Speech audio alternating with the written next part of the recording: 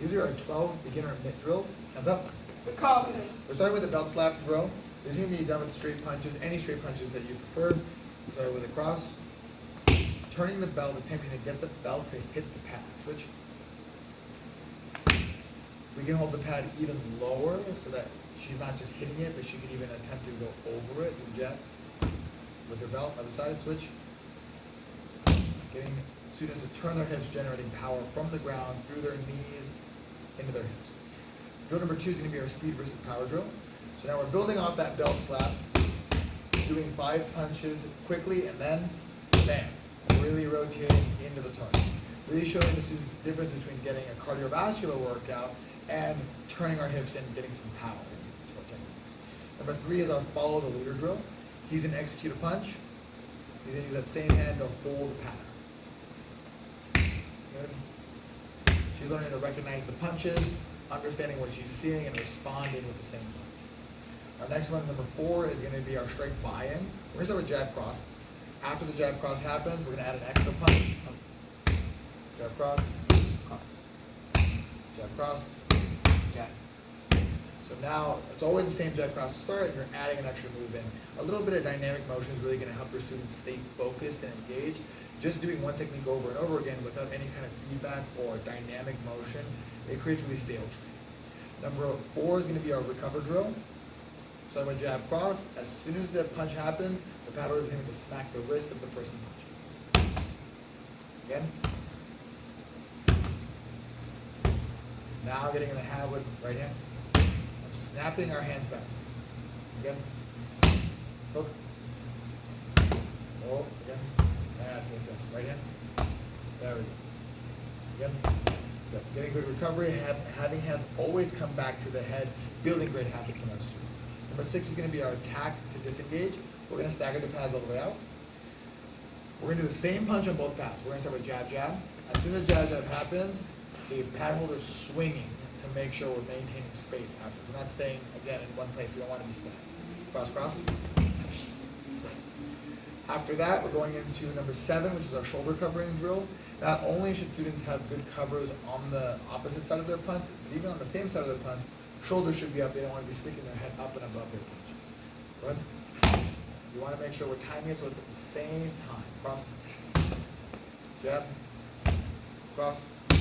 Great. Making sure shoulders are moving with us as we're doing every single punch. After the shoulder covers, number 8 is going to be our repeating cover.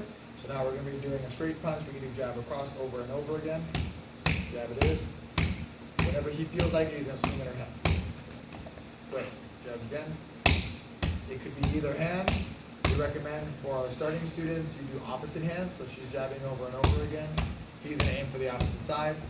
If you want to get a little more technical, jabs, you can do the same side. Making sure the hand's pulling back. A little bit of that recover drill from before. We're going to work next on our number 9, distance engaging. So they're going to make a little bit of space. So now she's waiting. She's being visual.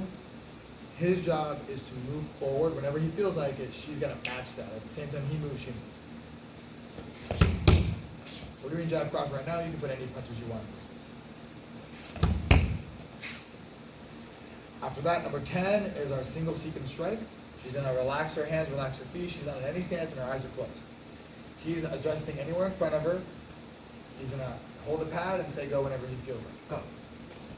She gets to her fighting stance, executes the proper technique, and she goes back to having her eyes closed. Go. The goal is to teach students how to get into their position before executing techniques. It's very tempting, especially for new students, just to throw their arm out. We want to make sure they're setting their body properly before they execute a technique. After that is number 11 is our parry advance. We're going to have the pad holders do a punch out towards the operator. Go ahead. Parry, he's going to scoot back, and she's advancing with a punch. So it'll be that same. All right, other side. Boom. Boom. Great. All right, the goal here is to start getting our students used to the idea of taking ground, advancing forward towards their opponents. We don't want a situation where you're always on defense or you're always simply reacting. We want to start taking the initiative. Again. Boom. Other side. Last but not least, number 12 is our rope weaving drill. Starting to get the basics of more complicated head movement. Now, a lot of people say that weaving is a very basic motion. It takes a long time to get it correctly. Easy to learn, very difficult to master. So our goal, weave, is start getting forward weaves and backwards weaves. These students to move on angles and adjust their position. Having the operator and pen holder move together on the weaves, it can take a lot of time. Again, easy to learn, it'll be hard to master with continuing these techniques. Do these toe drills at your studio. There's many other ways you can add intensity to these drills. If you're not already at push-ups, at sit-ups, at burpees, at jumping jacks, these things can take your drills to the next level, add a little more fatigue into the drills. And of course, we're only doing straight punches and hooks right now.